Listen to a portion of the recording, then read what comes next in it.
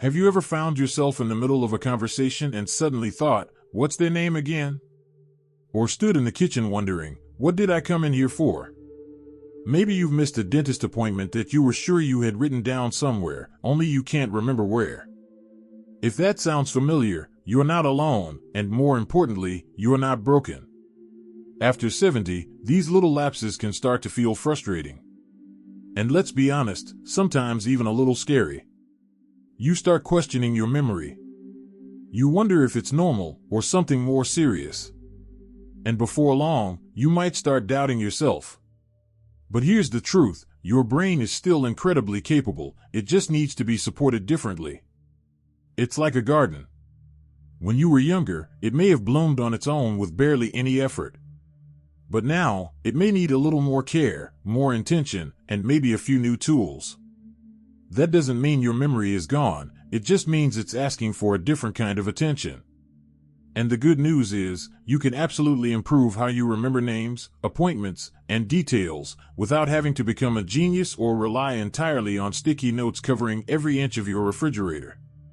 So, let's start with something that helps more than most people realize: attention. Yes, before we talk about techniques or tricks, let's pause and look at this simple idea. So often, we think we're forgetting something, when really, we never fully took it in to begin with. How many times have you been introduced to someone, and while they're saying their name, your mind is somewhere else? You're thinking about what to say next, how you look, or what's for dinner. And then 3 seconds later, you realize you never actually heard their name in the first place. That's not a memory problem. That's an attention problem.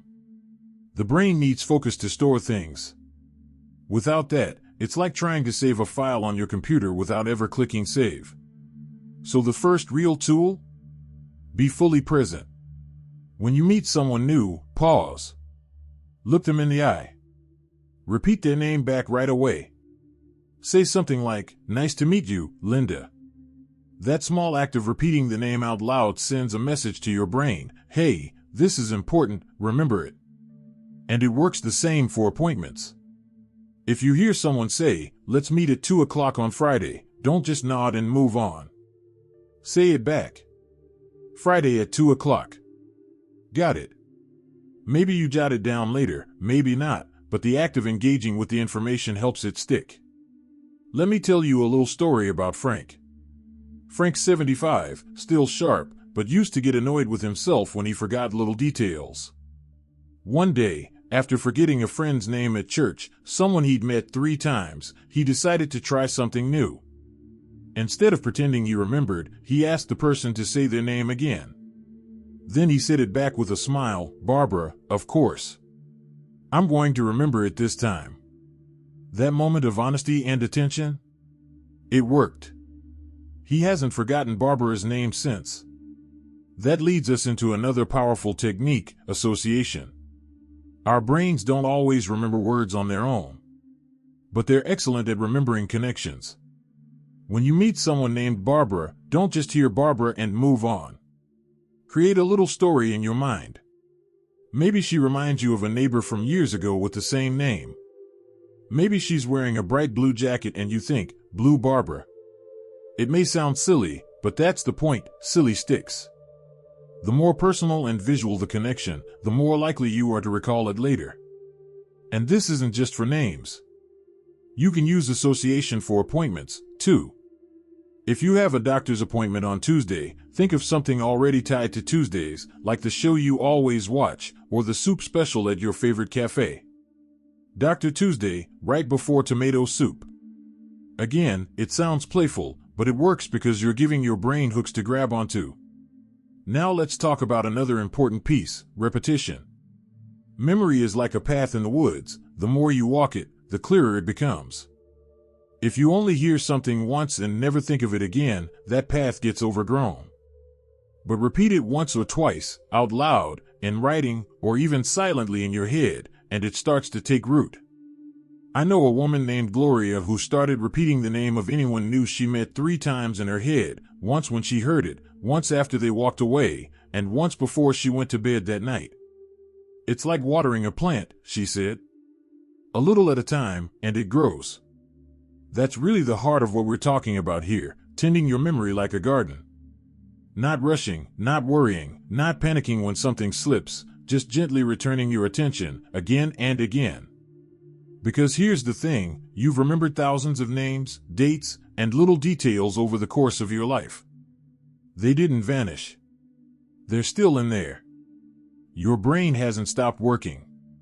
It just needs a little more patience, a little more presence, and a few tools to help it stay organized. And you are more than capable of that. If you're still watching and feel that these insights are meaningful, please type number 2 in the comments to let me know you're still with me. And if you haven't subscribed yet, I warmly invite you to do so, and don't forget to turn on the bell, so you won't miss any of our upcoming videos designed to uplift, inform, and inspire. Your support truly means a lot. It's what keeps us going and allows us to continue sharing thoughtful, helpful content just for you. Now, let's continue this journey together. Now that you've started watering that memory garden, by paying closer attention, repeating things aloud, and using little associations to help details stick, let's dig a bit deeper. Because the truth is, memory doesn't just come from the brain alone. It's also about habits. And when you build daily habits that support recall, your brain starts to feel less like a foggy attic and more like a well-lit library. One of the most powerful habits you can develop, especially after 70, is writing things down. Now, you might be thinking, but isn't that just compensating for a bad memory?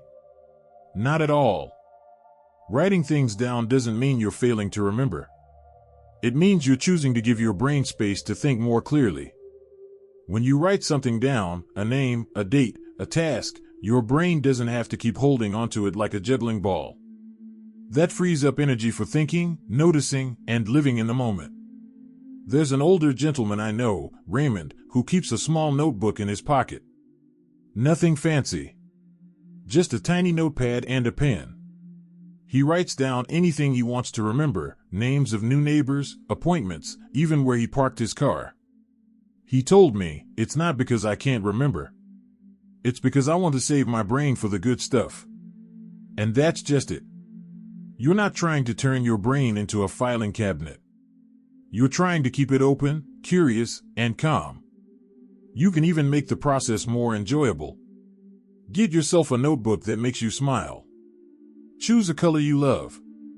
Keep it near your keys or phone. Use it not only for practical notes, but also to jot down thoughts, quotes, or moments you want to remember. The more you use it, the more it becomes a partner in your day, not a reminder of forgetfulness, but a tool of intention. And here's something most people overlook: use your senses. The more senses you engage with a piece of information, the more likely your brain is to store it. Let's say you have an appointment next Thursday at 10:30. Don't just hear the time, speak it, write it, picture yourself walking into the office. Maybe imagine the smell of the waiting room, the sound of the nurse calling your name. The more real it feels, the stronger the memory becomes. Your brain doesn't just store words. It stores experiences. You can do the same with names.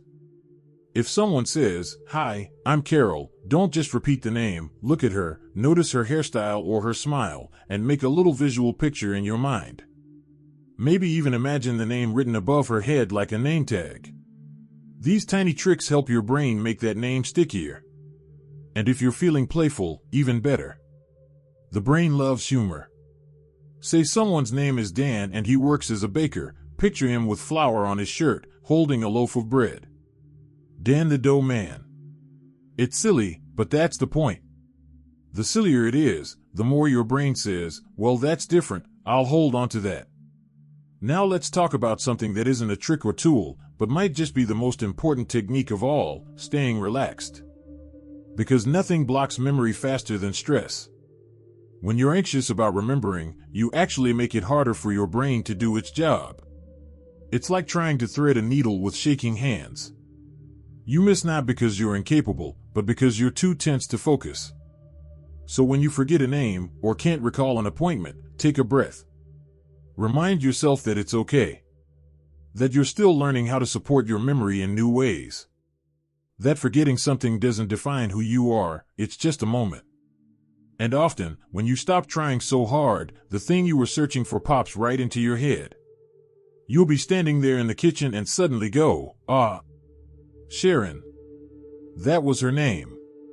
It's like the brain needed you to step aside for a second so it could work things out. Give yourself permission to laugh when you forget, to ask again when needed, and to know that you're not declining, you're adjusting. There's a woman named June who told me she used to get embarrassed every time she forgot a name. She'd panic, get quiet, and feel awful the rest of the day. Now, she just smiles and says, "Would you remind me again?" My brain took a coffee break. People laugh, she laughs, and the pressure melts away. And guess what? She's actually remembering better now, because she's more relaxed.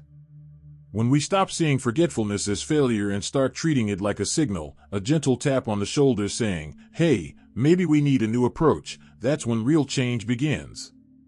So let's recap where we are so far, gently, without pressure. You're learning to slow down, focus your attention, repeat things aloud, create visual or funny associations, write down what matters, use your senses, and most importantly, stay relaxed. These aren't magic tricks. They're habits. Small shifts in the way you move through your day. But they add up. And your brain, believe me, notices every single one. You may not remember every detail. That's okay. You're not here to become perfect. You're here to stay present, connected, and confident in your own skin. And you're doing beautifully. You've already come so far just by giving your attention to this. And that matters more than you know. Because the simple act of caring about your memory, of wanting to stay sharp and connected, is the first and most powerful step. So, let's round things out with one final technique. It's something that ties everything together: attention, writing, association, relaxation, and gives your memory a consistent rhythm. It's what I like to call a daily mental check-in. This is a small moment of reflection that you build into your day. Just 5 minutes, maybe with your morning coffee, or just before bed. It's a chance to gently scan your mind and ask yourself, what do I need to remember today? Who did I meet this week? What's coming up tomorrow or next week that I want to keep in mind? Some people use this time to write in a little notebook. Others just sit quietly and think through their day. It doesn't matter how you do it. What matters is that you're giving your brain a space to breathe, to review, to organize. Because here's the thing, your brain loves patterns. It thrives when it knows there's a time and place for things. When you create a daily mental routine, even a simple one, you're telling your brain, we're going to look after this memory together. And your brain responds by showing up more consistently. One man, Harold, told me he spends 5 minutes each evening just saying names out loud, the people he saw that day, or anyone new he met. He doesn't stress if he forgets one, he just tries. And he says it's helped him not only remember better, but sleep better too. It gives his mind closure for the day. And that's a beautiful thing. Because when memory starts to feel manageable again, even joyful, it creates a ripple effect. You feel more in control, more engaged, more confident in conversation. You stop second-guessing yourself and start showing up more fully. That's what all of this is really about. Yes, remembering names is nice. Remembering appointments is practical. But what you're really doing is rebuilding your relationship with your mind. You're reminding yourself that you're not fading.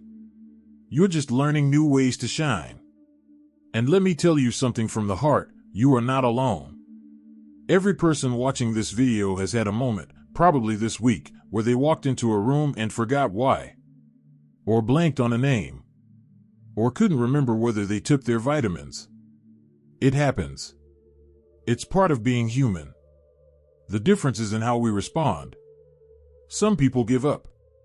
They say, oh well, I guess that's just old age. But not you.